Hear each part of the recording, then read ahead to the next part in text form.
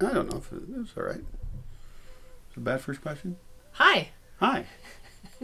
Who are you? I'm Brian Fey. And tell me a little bit about your life this past year, Brian Fey. Well, I normally live in the Bosque, a forest, off the grid. I have a very unusual lifestyle. And the biggest thing for me this year is that in July of last year, I was at a party videoing and fell off a roof and broke both of my legs. Badly. I'm not sure there's a good way to do that, but it was definitely badly. It was both femurs broken in 2 spots. So the most important rule at the Bosque Village in this reality is what? Don't get hurt. Don't get hurt. Don't fall off roofs. Right. And don't fall off roofs, right? Don't even go on roofs Right. right now. Don't go on ladders. So we're a little extra paranoid. I spent 8 months in town in a hospital bed, slowly getting stronger, and I still can't walk well. And this has really thrown me for a loop. It's changed my life in hopefully some good ways. It's been a shock, I guess. So physically, where are you at right now? Physically, I need to be exercising more. I need to feel motivated. I need to stay optimistic. I did not think this would take this long. I thought that in, 4 months or something, I'd be walking around. Your life before accident was walking 3 to 8 miles a day. Is that accurate? Yeah.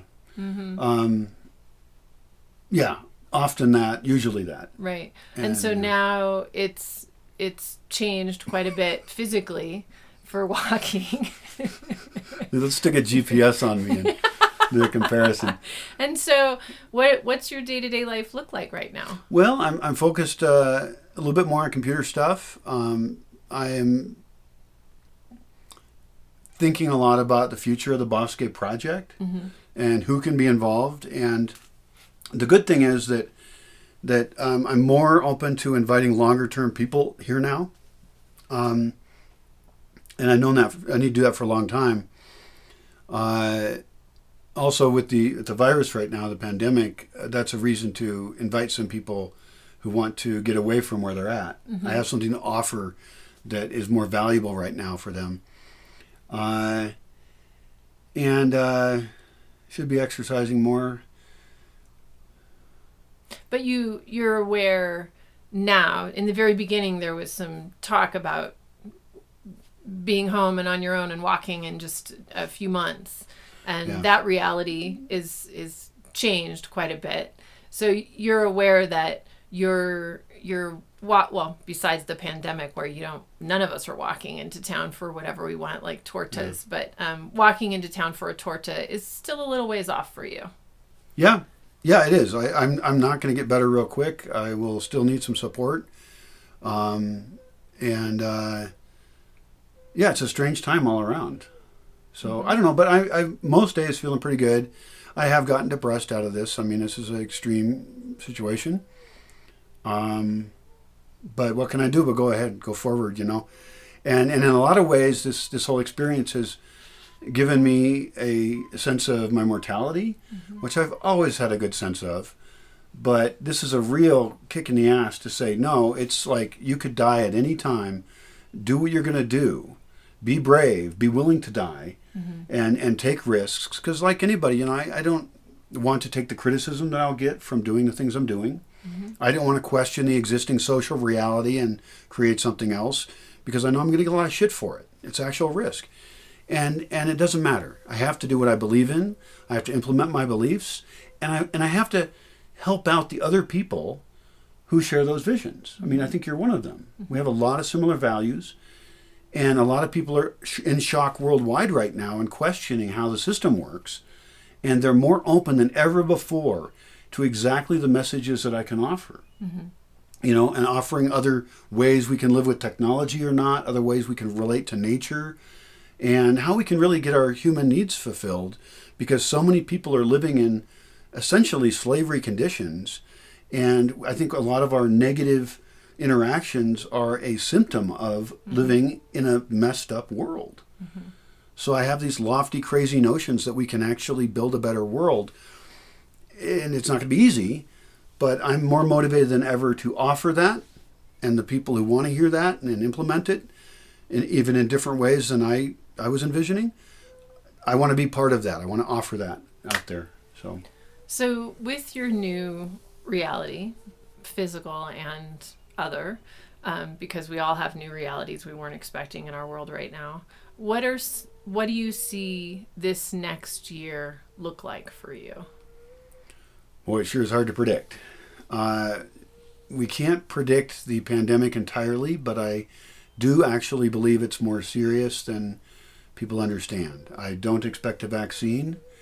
I do expect that it will... Within the next year. Within the next year, or mm-hmm. perhaps ever. Mm-hmm. There's no particular reason to think there will be one. That's just sort of made up to make people feel good. Mm-hmm. It's interesting that I largely see the project continuing on the same vision. Mm-hmm. I obviously want to get physically stronger. And I would hope that I actually am able to start working with other people who do want to come here on site, and that their own goals can be met. Maybe they're running an eco-building program, school or workshops of some kind, maybe inviting families here or forming families here. And so I don't think the vision I have for the Bosque has changed much at all. Mm-hmm. I'm just more motivated now. Right. And the way you fit into it, has that changed? Yes, and that's actually good because I'm often been a very strong-willed person. I know a lot of stuff, and I'm at the center of being needed for a lot of things to function. And for a long time, for some years, we've actually had the Get Rid of Brian project, which is make it so Brian's not needed for every dang thing. Like if someone needs to pump water or do this or do that. And so I mentally, and I can't do it all. I physically can't do it all. And that has forced me to say, okay, you have to be planning space for other people to be running things. And I still want a very clear core philosophy of the Bosque. But ultimately, after I die, the Bosque should continue as a project, and I should be irrelevant by the time I die. There can be a little party or something like, oh, he's finally out of here.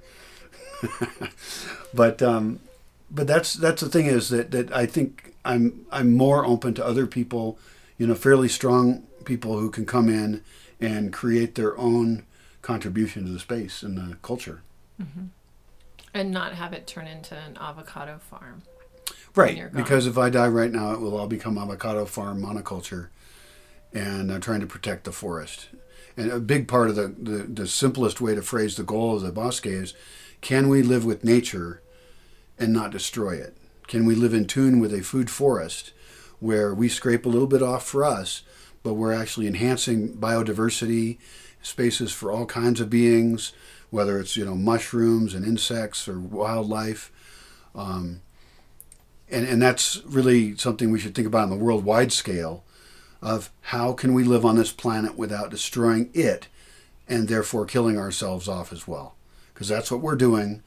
We're continuing our same pattern of consumption. We have a suicidal culture, and I want to change that. Thanks. Yeah. Big goals. If you like the sound of that, check out other stuff I've written and other videos and how you can implement that stuff in your own life. Because it's not some magic solution coming from Brian that's going to fix anything. It's a whole bunch of people doing little things in their own lives to change the world. So, small revolutions. Good luck.